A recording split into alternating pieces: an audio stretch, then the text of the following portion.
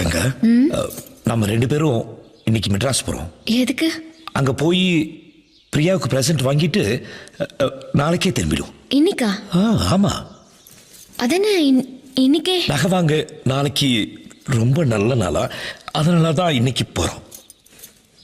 நான் வரல. நீ வர. நான் வரலனா? நீ வர. நீ வந்துதான் ఆగணும். వదలవా? నన్ను వదలవా? ఒరే కుక్క, ఎంత ధైర్యం ఉంటే నా ముందే నిలిచి నాకే చెప్తావు? వాణ్ణి చంపి కాల్చి బూడిదగా చేసి నా పగ తీర్చుకోకపోతే నా పేరు చంద్రముఖి కాదురా. గంగా,